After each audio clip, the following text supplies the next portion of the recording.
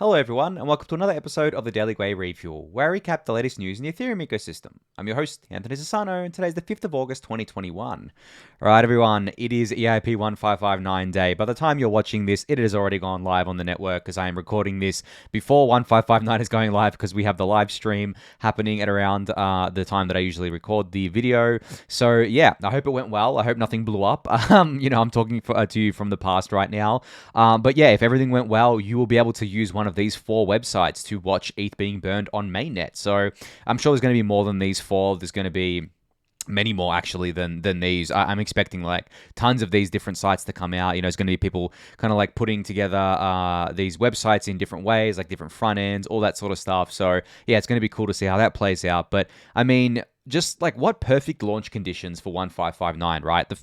I know high fees aren't a good thing for end users, but like the fact is, the higher the fees are, the more ETH is being burned. And while the fees have been trending up, like if you remember last month in July, or at least in early July, the fees were like under 10 Gwei, and everyone was going, oh, well, what's the use of 1559 now? It's not going to burn that much ETH. And, even at those Gwei prices, it was going to burn a lot of ETH, but at like 40 plus Gwei, what we've been seeing lately, it's going to burn like, 4 times as much at least kind of ETH, and that's what's kind of to be expected there. So yeah, some very nice launch conditions there, as well as the the wider market being hot right now, and as well as kind of like getting a ton of new users into Ethereum through NFTs. They're going to get the benefit of 1559's transaction fee pricing and mechanism there, where they're going to have a much better experience on layer 1. So yeah, I mean, I couldn't have thought of like better launch conditions for 1559 in London as a whole. So yeah, I'm really excited that that's finally gone live. Obviously I'll be on that live stream. You will have watched me on that live stream. I got to remember that I'm talking to you from the past right now. But yeah, I mean, other than that, there was a bunch of 1559 related tweets that went out today. Nader, the guy who I co-authored the 1559 piece in the newsletter the other day with, put out a basic explanation about 1559 explained in 5 minutes in different videos. So you can go check out this tweet thread. It's got the videos here, and then a link to the original post. So if you prefer a video explanation, Nader did a really good job here. Scott Moore reminded us all that there was this grant on Gitcoin I think it was about a year ago now, this EIP-1559 Gitcoin grant, and this was a way to fund the effort to get 1559 finally, to mainnet. I mean, up until like that point, it had still been in like a light research phase, and there were people who wanted it, but there was no concerted effort. Then Tim Beiko kind of took the reins, got this funding together, got like community signal from this, and we basically got 1559 approved a few months ago. So that was really awesome, and I think, I can't remember the exact amount that was funded. I think it was like $100,000 or something like that from 567 funders, which is really cool. So a little bit of history there. Barnabe put together a really great thread here about kind of like, what's exciting with 1559 other than the burn. So the actual mechanism that's being put in place. So this is a really great thread to go read. You can go check this out. It will, of course, be linked in the YouTube description. And for those of you who don't know who Barnabe is, he's been one of the researchers on the forefront of 1559, testing it from a kind of like incentives perspective, and from kind of like a more heavy research perspective. So he's been doing a lot of great work with 1559 for a while, and he was also on the Bankless 1559 panel the other day. If you've missed that, go check that out at the Bankless's YouTube channel. And then finally here we have a Tim Beiko's thread, where he's got like London mining misconceptions thread. So essentially a thread with a bunch of misconceptions surrounding, the London upgrade and 1559 activating. This was really good. It's really educational. Got a bunch of kind of links to different things here, how things are going to work, how MEV relates to this, and all these sorts of stuff. So if you're interested in reading about that, definitely go check out this thread, which I thought was really cool for Tim to put together. But I mean, can you imagine what Tim's feeling like right now? He's been at the forefront of this for a while now, and he's like a big reason, or at least a major reason, why 1559 has made it to mainnet. And he must be feeling amazing that this is like a massive accomplishment for him, and like all the people he's worked with and all the people he's kind of like stewarded to get us to mainnet here. So I can't imagine the feeling he has, but generally I think we're all feeling absolutely amazing about this, like especially us those of us who have been there since the beginning. I still remember when Eric Connor and Vitalik co-authored this EIP in April of 2019, I remember seeing it and being like, this is awesome. Like, this is a no-brainer. We're going to get this like really, really soon. And then like, I remember feeling like a few months went by and I'm like, okay, well, it's been a little while, but these things take time. And then a year goes by and I'm like, okay, we really need this now. And then that led to the Gitcoin effort And then, a year later, I'm like, oh my God, finally, after over 2 years of from that proposal, that EIP going kind of like live, we have it got, live on the network. So, I mean, for those of you who have been around this whole time, you'll know like how often this EIP has been spoken about, not just for like the burn perspective, but also for like improving user experience and things like that, and how much research, development time went into this. I mean, there's so much that has gone into this. It's absolutely amazing. And it's a testament to, I guess, like the willingness for the Ethereum kind of like community not to ossify at the protocol level, because a lot of EIPs that go into the network are much smaller than 1559. They don't change too many things, and I think 1559 is the biggest upgrade in Ethereum's history, besides when we do the merger in early next year. So yeah, great to see it at finally live. Of course, I can't wait to see it go live myself, like on the live stream soon. But by the time you've watched this, it's gone live, and hopefully the network hasn't burned down. Hopefully the only thing we're burning is ETH, not the network. But anyway, that's it for the 1559 talk. I know you guys are sick of it, but I think I will talk about 1559, on the refill going forward. But I think that the talk around it is gonna just basically kind of like become just about like how much ETH is burned each day. And I promise you, I'm not going to talk about it every single day and be like, hey, we burned this much ETH this day, or hey, we burned this much ETH this day. It'll be more about like the outliers and like the big burns and things like that. And definitely kind of looking at how different users and smart contract developers are kind of like treating this new fee mechanism and seeing if it actually does what we all hoped it would do. So yeah, really exciting times for sure. But anyway, moving on here.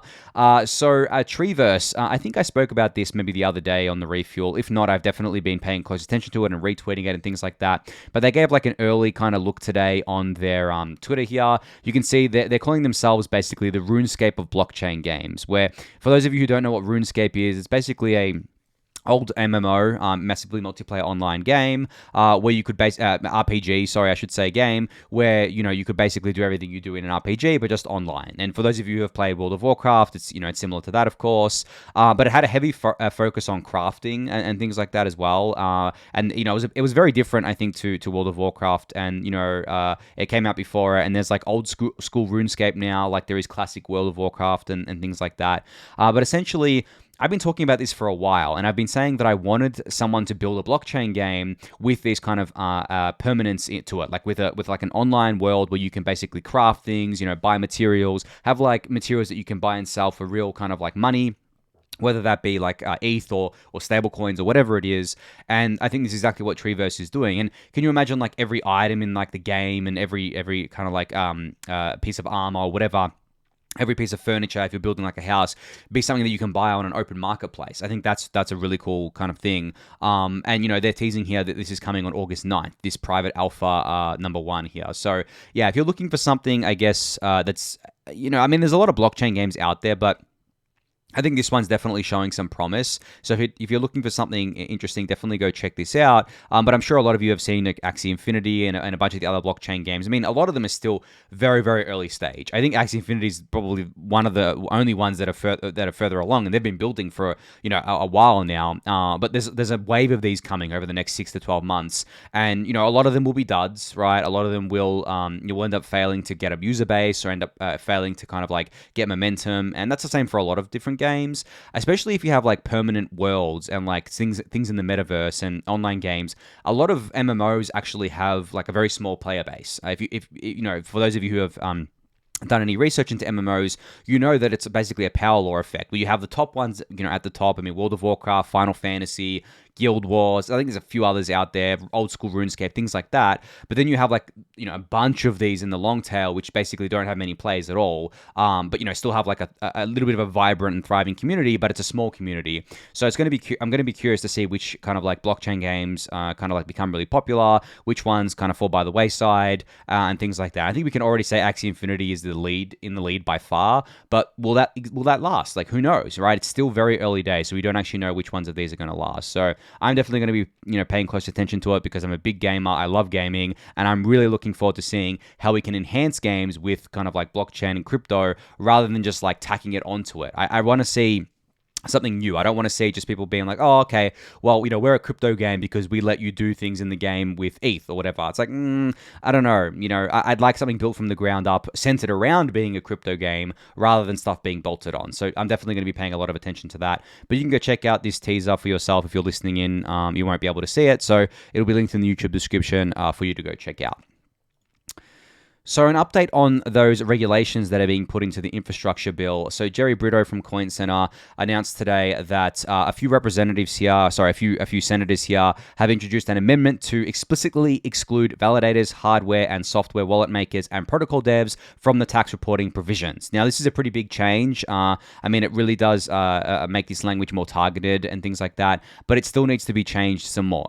You can see here, I think someone asked about decentralized exchanges, and liquidity providers and stuff like that. I think this language actually applies to decentralized exchanges, which is good, but I think we just need even more further clarity here with this kind of amendment. But it's great to see that, as I was saying the other day, I had kind of strong hope that these senators, or at least, these rules would be amended, these regulations would be amended, and it would be watered down. Because, I remember mentioning the other day, when you're negotiating something, you always start, at the extreme. And then, you don't start at, the most conservative thing. You always want to start, at the other end of the spectrum, and then work your way back as you negotiate. Because, if you start at at 0 instead of starting at 100, well, then you have no wiggle room there, and then people will just and the other party will just be like, okay, well, that's fine. Yeah, it's like when you go to buy something and you're negotiating on price. You don't start at the price is at close to the ticket price. You start as low as you can, and then you work your way up if you're a good negotiator. Not many people can do that,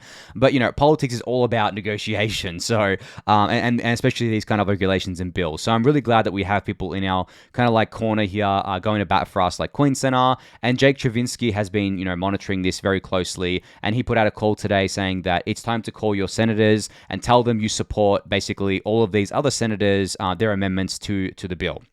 So if you're in the US, you can do this. If you're not in the US, you can, spread the message. Obviously, I can't do this as I'm not in the US, but essentially, you can call right here or submit a form below. And I know, there's a lot of cynicism within the crypto community about, politics and stuff like that. And I'm in the same boat. I'm not going to get too political here, but I definitely understand the cynicism with politicians, and a lot of them really are kind of useless, for lack of a better term. But calling or putting through kind of a letter, or whatever, to your senators if you're in the US is better than not doing it. Even if there is only a slim chance, a less than 1% chance that they're going to listen to it or see it, that is still better than the 0% chance if you don't do anything. So definitely do it if you're in the US. I really do encourage you to, because at the end of the day, I've spoken about this before, but essentially, bad regulations it can have profound effects on crypto, especially if they're unenforceable, because then you have people having to be brought to court, and then it depends how far the state wants to go with things, and then you have a mess, and then people just leave the US because they're like, oh, I can't be bothered dealing with this. I went on about this in my little rant yesterday about DYDX and how they couldn't airdrop their tokens to US people because of draconian regulations. So definitely we want to stop these going in if possible. Even if they are unenforceable, it still just saves us a lot of headaches down the line. So yeah, I'll link this in the YouTube description. You can go check it out if you're based in the US, and be sure to call your senators. So Zora today announced something called Punks.House, which is basically a permissionless auction house for CryptoPunks. It allows you to list punks for reserve-timed auctions, list punks without worrying about a floor price, bid knowing that an auction will finalize, and you can use something called PartyDAO, which was actually launched today, to buy collectively. So essentially what PartyDAO allows you to do is that basically band together with people to win an NFT at auction, basically to bid on NFTs at auction. So essentially there's this thing here, Party of the Living Dead, which is a party to buy this zombie punk, which will then be fractionalized on Fractional. Oh, wow, I can see other people's curses here. That's pretty cool. But anyway, you can see here that the bidding pool is at 233 ETH. The required to outbid is 551 ETH. And the current bid is 500 ETH by an individual. So obviously this is just kind of banding together in order to win this NFT to get it fractionalized, which I think is really, really cool. The NFT ecosystem is just absolutely insane, right? When you think about it, all of these things are super experimental, super brand new. People are building these really quickly, tapping into the open APIs that we have in the NFT space and all that sort of stuff. It's just amazing how fast these things come to market. considering that NFTs are really over only the last few months have become like super popular, and we already have all of these tools to do things like we can fractionalize NFTs, we can do party bids of NFTs, we can use them in video games, we can basically display them digitally and stuff like that with purpose-built frames. My frame behind me, the Mural 2, isn't purpose-built for NFTs, but it works really well, and there's a lot of purpose-built NFT digital frames now to display your art. So there's so much happening here. I mean, and it's not just like collectibles and art and things like that. There's a bunch of other stuff happening, especially with platforms like Mirror, where they are changing the way people publish things. And I've been interested in getting my newsletter on there, but they don't have a subscription feature yet. But as soon as they do, I'm moving to Mirror because it means I can do more fun stuff like, these big pieces that I do, like the EIP-1559 piece. I can have like custom art made for it, and then you all can basically bid on it at an NFT auction, or you can basically mint an NFT representing that piece and things like that. I mean, it's just like Web3 native, and it gets people more involved with my writing and stuff like that. And even potentially like these YouTube videos too could be done like that. I think getting off the Web2 world and getting more into the Web3 world is something that I'm really interested in doing, and I'm really excited that all these tools are coming out now that's going to allow me to do this. Because at the end of the day, the way you make it kind of like the way you get adoption of these things is by making the tools really, really easy for people to use. Because if the tools aren't there, if it's like very hard to set up, then you're going to bar a lot of people from doing it. Like 99% of people won't go through the hoops to do this sort of stuff. But your 1% that do are early pioneers, and they, reap a lot of the benefits. It's the same thing that happens in the DeFi ecosystem. Like think about how clunky DeFi was even just a year ago, before DeFi summer. But if you had been around then, if you had bought like the DeFi tokens, if you had interacted with the apps, you'd gotten awesome airdrops along the line. You'd been early to yield farming, so you made money like that. And you bought the tokens early on, so, those tokens have appreciated over time. So you've made money from that, but also you maybe would have bought ETH and stuff too. So being early has its upsides, but most people don't want to be early, right? Most people just want that easy to use experience, and that's what they're going to get from tools like this, where it's just basically a nice UI for them to interact with. They can do what they want, and it's integrated with all their favorite wallets, stuff like that. And I think we're going to see more and more of that happen, and that's how we're going to lead to the mass adoption of everything in this space. And I've spoken about this plenty of times in the past, but I mean, I think if you look at like the adoption phases, I think we're very close to exiting the early pioneer stage. I think, as much as I think we're still very early, we're definitely like not at the beginning, and we're obviously not at the end of the early adopter phase. But like we're basically teetering on it, where we have all these really awesome tools coming out now. We have all these people coming into crypto, especially through NFTs, that are like the early majority, where we're going to see an explosion, like millions, tens of millions, hundreds of millions of people coming into this ecosystem to do all these sorts of things. And then, we're going to see that slope go up. It's still going to take years, because we need scaling, we need better tools, we need better services, all that sort of stuff. But it has started. This is the mass adoption super cycle. I don't care about the price. Like, whenever someone says super cycle in regards to price, like that's a meme to me. It's like, yes, okay, the price will go up and down. There'll be dips and pumps or whatever. But like in terms of adoption, I don't think that's going down from here on out. I think the adoption's going up for the foreseeable future. I don't see people leaving for long periods of time. I think, a lot of people are going to get a lot of value out of things even during bear markets, especially, the NFT space and stuff like that. So yeah, the adoption super cycle is here. It's going to keep happening. I'm super excited to be along for the ride, and I hope you all are too. But yeah, I'm going to move on to the next update now from Mean Finance. So this is a new kind of a new DCA protocol, and they basically launched today. So basically, their protocol enables users to dollar cost average into any ERC20 with their preferred period frequency. So the kind of blog post is here with more details about this. But sorry, the website's here live, and there's a blog post with more details about it, or at least documentation with more details about it here. Basically explaining it all. Yep. So how the protocol works, and like how they leverage Uniswap's TWAP oracles, which is time-weighted average price oracles to dollar cost average and stuff like that, and kind of like what they're built on, and how it all kind of works here. So you can see here, you can connect your wallet, basically say, you want to put $1,000 into ETH, 1,000 USDC into ETH, and they'll say, we'll swap X amount of USDC every day for you into ETH. And, you can execute daily, weekly, or monthly here, and you can set a time period. So this tool is actually pretty amazing because of the fact that I know a lot of people who do DCA, and you have to do it on your own if it's not automated, right? Unless you have a custom solution. you basically say, okay, well, maybe you set an alarm and you're like, okay, every day I want to buy $100 worth of ETH for a week or something. Or maybe every week I want to buy like $100 worth of ETH, whatever frequency it is, whatever amount it is. Now you can automate this entire process with Mean Finance, which I think is just absolutely awesome. And I think DCA, like this is an investment advice. I don't personally, it's funny, like I actually think DCA is a really great way to invest. And I definitely DCA in a way by buying ETH every day. But the way I like buy other things a lot of the time is I just market buy a lot of the time if I like something. DCA can be really good over the long term, but it depends on what kind of strategy you're going for. Like, are you buying ETH today to hold for 5 years, or are you buying ETH today to hold for 6 months? Because if you're buying to hold for 6 months, maybe DCAing over a month maybe isn't your best strategy. Maybe the best strategy is just to market buy, because in 6 months' time the price could be a lot higher.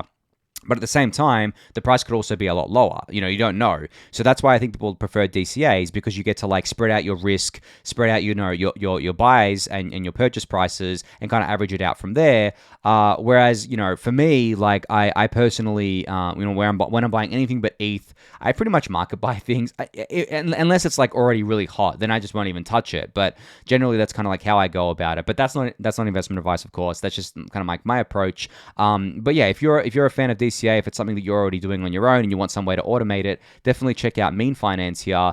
Just note that the contracts have not been audited yet, so you're using it at your own risk. Obviously, if you are worried about like smart contract hacks and things like that, maybe it's not for you because it hasn't been audited. But if you just want to play around with it with a small amount, maybe 100 USDC, you can definitely do that. I mean, I wonder how much the fees are. Like I'm sure the fees would eat into that as well. So maybe that's not like, maybe this would work much better on layer 2. So hopefully they kind of like deploy to layer 2. This would have been cool to be deployed to Optimism actually, because Uniswap's already on there. So they could have used Uniswap on there with V3, with the TWAP oracles to do this. So yeah, maybe they already are on layer 2. Let me have a look here. I don't think so. I don't think I saw them say they were on layer 2. So I'm pretty sure they're on layer 1 for now. But once they get to layer 2, yeah, this becomes something that's super, super interesting. So yeah, definitely check this out. If you haven't yet, I'll link this in the YouTube description for you to do so. All right, so last up here, we have a fundraise from Krystal, which describes themselves as one platform for all of DeFi. So they've raised $6.6 million from a bunch of different investors here. I'm not sure who led the round. Let me have a look here.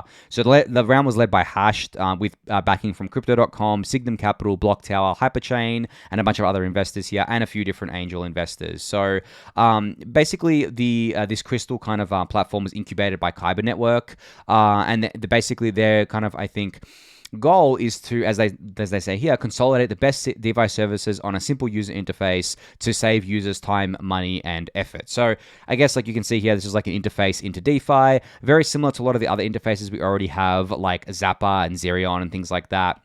I mean, there's plenty of these days, but I really like Krystal because, I mean, it was incubated by Kyber, and I really like the Kyber project, but also because this interface looks really nice too. I mean, as I was saying before, we need these really nice looking interfaces with very nice user experiences to kind of like continue that mass adoption, especially in the DeFi space, and to get more people involved. And this is on web and mobile as well, which is critical. I mean, if you only have a desktop app and you don't have a mobile app, well, then you're left behind. You need to have a mobile app. Now, I know Zappa, for example, is working on a mobile app. They've only got desktop right now. But essentially, you can't be desktop only. You need a separate app, I believe. Or at least you need your kind of like interface to work in a web browser on a mobile phone. Because if you don't do that, then your competitors are going to do it, and they'll kind of like I'll kind of leapfrog you there. But yeah, just really cool to see more of these platforms being funded, because at the end of the day, we need these for mass adoption, as I've said plenty of times, but they also need funding, right? Like everything needs funding in this space. And as I said before, there's plenty of money going around for all of these sorts of ideas. But if you're interested in playing around with this, it is already live. It currently supports Ethereum, Binance Smart Chain, and Polygon, and they want to expand to other networks such as Solana and Polkadot. And I hope that Layer 2 is on their roadmap as well, because it definitely makes sense to support all the different layer 2s like Optimism and Arbitrum, and all the layer 2s I always talk about on the Refuel. So yeah, but I think that is it for the updates I had today. Just a final note, like on 1559. Just wanted to say, I guess, like, thank you all for listening to everything that I have been talking about on 1559 over the last few months. I know it can get, kind of stale at times because we've been talking about it for so long. But I think one thing that I just wanted to say is to remember that while, if you spend every day in crypto, if you're watching the refuel every day, things can seem like they're taking forever, but in reality, it's just because you're paying attention to it every day. And the same goes for price. I think that's very, very important to remember that if you're looking at the price every day, it may seem like we've been stuck in like a sideways, season, I guess, or crab season, or whatever you want to call it, for months now, or like for years now, but really it hasn't been that long. And the price has actually been trending up since the lows, at least the ETH price, since 1700. It's back at like, 2600 now at time of recording or something like that. Just bringing up the charts here. Yeah, about 2600. So, same applies to upgrades and things like that. But some things genuinely have taken a very long time. Like 1559 took 2 years. The merger, by the time it goes through, will have taken a very long time because that's basically the full realization of proof of stake and stuff like that. And same with all the DeFi things. But generally, imagine you were, you didn't look at crypto for a year. Imagine, even just like June 2020 last year, just before the liquidity mining went live and DeFi summer started, and then you came back a year later after not paying attention. Think about the amount of things that have changed in a year, like the whole DeFi summer, DeFi exploding in use, NFTs, DAOs, like, all the Ethereum core protocol upgrades, the ETH price exploding. I mean, back in June, the ETH price was like $200 or something. Like, it was still nothing. And now it's like 10x or more of the price. And it's just funny how, like, people underestimate, I guess, like, how much can happen because they pay too close attention to the day-to-days. So, yeah, just a little bit of advice there on the heels of 1559. But anyway, I think that's it for today. So thank you, everyone, for listening and watching. Be sure to subscribe to the YouTube channel if you haven't yet. Give the video a thumbs up, subscribe to the newsletter, join the Discord channel, and I'll catch you all tomorrow. Thanks, everyone.